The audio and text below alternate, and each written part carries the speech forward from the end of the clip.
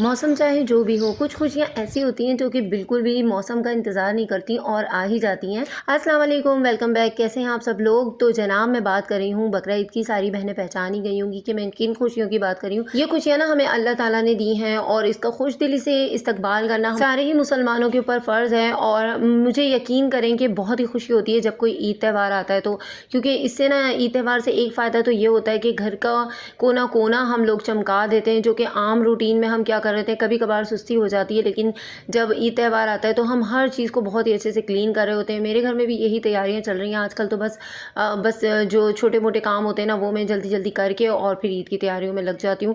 तो अभी सुबह-सुबह के टाइम में ना ये सारे काम-वाम करके फिर मैंने अपने लिए जो शॉपिंग की थी वो आप लोगों के साथ मैं अब शेयर कर रही हूँ। तो ये देखें, बहुत महँगी तो नहीं है लेकिन मेरी बजट के हिसाब से मैं ये लेकर आई थी। 2 स्लीपर मैंने ली और दोनों ही ना बहुत ही ज़्यादा कंफर्टेबल हैं। बहुत रीज़नेबल प्राइस में मैंने ली हैं। एक 500 की सेल में लिए और एक 1000 की सेल में लिए। तो जो मेरा बजट होता है ना मैं उसके हिसाब से लेती हूँ। महंगी-महंगी स्लीपर लेकर अगर हम आ भी जाते हैं ना तो क्या होता है कि फिर वो रखी रहती हैं और फिर हमारे यूज़ में नहीं आती। इस तरह की जो स्लीपर होती हैं जिनके सोल भी बहुत कंफर्टेबल होते हैं तो वो हमारे लिए बेस्ट होती हैं। और इसी तरह की चीज़ें लेनी चाहिए जो कि हमारे लिए कंफर्टेबल हों, बेशक वो सस्ती हो या महंगी हो। अगर बजट है तो बंदा महंगी भी ले सकता है, वरना सस्ती चीज़ों में भी इस तरह की चीज़ें मिल जाती हैं।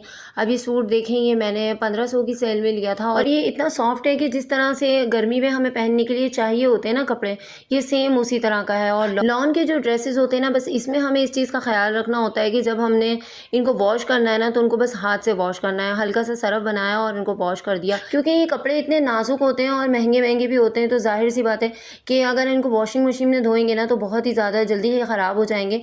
और हम ख़वातीन की आदत होती है कि हम अपनी चीज़ों को ना बहुत ही केयर से यूज़ करते हैं और सालों-सालों भी चला लेते हैं। तो मेरे कपड़े तो ख़ैर सालों चल जाते हैं और मैं बहुत ही केयर से इनको यूज़ करती हूँ। तो अब मैं जब भी अपने कपड़ों को वॉश करती हूँ तो मैं हाथ से ही वॉश करती हूँ और मशीन में कभी नहीं डालती अपने कपड़ों को। तो इसी तरीके से लॉन के जो जितने भी ड्रेसेस हुआ करें ना उन्हें हाथ से ही आप लोग वॉश कर लिया करें। और फिर देखिएगा कि इनके ना कलर फेड होंगे और ना ही कपड़ा कहीं से भी टस से मस होगा। तो बस ये थोड़ी बहुत जो चीज़ें होती हैं इनका ख़्याल रखना होता है। और अब इनको उठाकर मैं बहुत ही तरीके सलीके से दोबारा से पैक कर दूँगी भाई, क्योंकि ये मेरा ईद का ड्रेस है और ये मैंने बड़ी दिलो-जान से बनवाया है। मेरे हस्बैंड लेकर आए थे ये अपनी पसंद से, उन्होंने मुझे दिलवाया था। तो बस अब मैं इसको बड़ी तरीके सलीके से रख दूँगी और चाँद रात को मैं इसको प्रेस करूँगी और प्रेस करके मैं सुबह के लिए इसको रख दूँगी। जितनी भी ईद की तैयारियाँ होती हैं वो कोशिश किया करें कि रात को ही कर लें। जितना भी प्रेस का काम है वो चाँद रात को ही करके रख दिया करें ईद की सुबह, क्योंकि बच्चों को भी और हस्बैंड वगैरह को भी जल्दी-जल्दी जाना होता है नमाज़ वगैरह पढ़ने के लिए। तो उस वक़्त हमारे पास सुबह में इतना टाइम नहीं होता।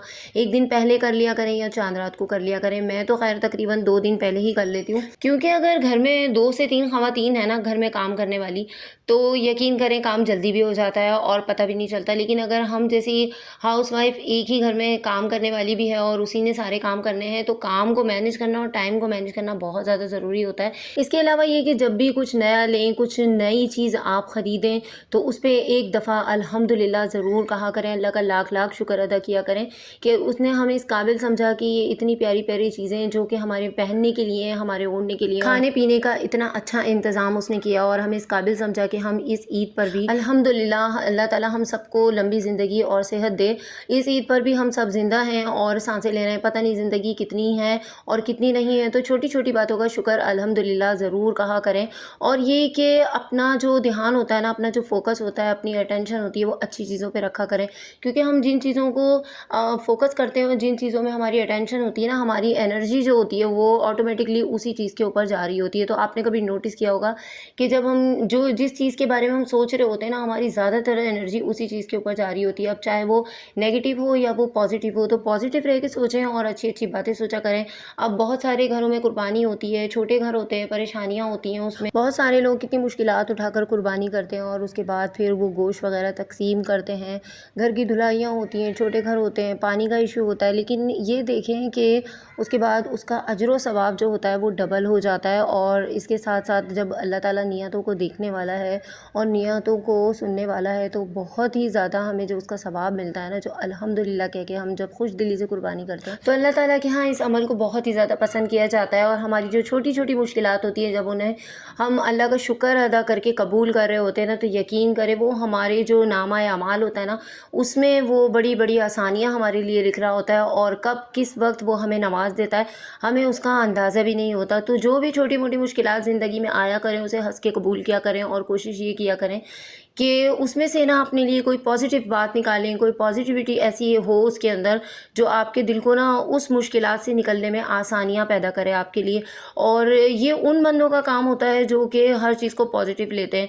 अच्छा, एक वक्त था मैं भी हर चीज़ को नेगेटिव लिया करती थी, फिर वक्त के साथ साथ और हालात के साथ साथ ना इंसान के अंदर बहुत सारा बदलाव आता है। और कुछ बदलाव ऐसा होता है जो कि इंसान को खुद अपने अंदर लाना पड़ता है। अपनी बहनों के साथ बातें करते करते ना मुझे वक्त का बिल्कुल भी पता नहीं चलता और मेरे सारे काम भी झटपट हो जाते हैं। अच्छा, इस तरह की जो पैकिंग में ऑयल आता है ना, तो जब ये खाली हो जाए ना, तो फिर इसको एक दफ़ा अच्छे से जब आटा नए सिरे से गूंदते हैं ना, तो उसके अंदर आप लोग लाजमी से इसको रख दिया करें, ताकि जितना भी इसका ऑयल होता है ना वो सारा आटे पे लग जाता है और आटा बहुत ही सॉफ्ट हो जाता है और फिर उसकी रोटी भी बड़ी अच्छी सी बनती है और हमारा ऑयल जो उसके अंदर लगा हुआ होता है वो भी ज़ाया नहीं होता। और आखिर में अपनी बहनों के साथ में एक बात शेयर करना चाहूँगी कि ईद की खुशियों में गरीबों को बिल्कुल भी ना भूलें।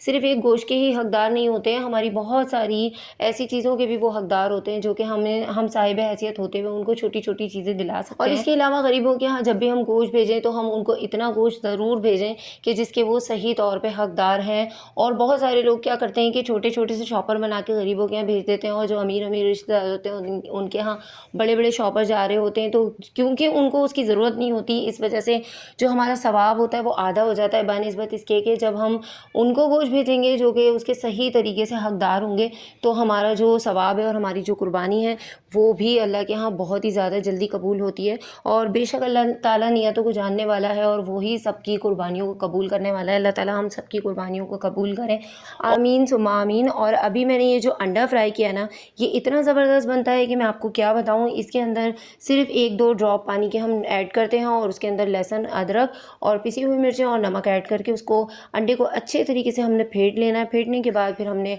ऑयल को गर्म करना है और उसको फ्राई करना है। इसका जो टेस्ट होता है ना बहुत ही ज़्यादा डिफरेंट होता है और बिल्कुल फ़िश की तरह होता है। तो उम्मीद है कि आज का व्लॉग आपको पसंद आया होगा। व्लॉग पसंद आए तो लाइक कीजिएगा, सब्सक्राइब कीजिएगा। अपना रखिएगा बहुत ज़्यादा ख्याल। अल्लाह हाफ़िज़।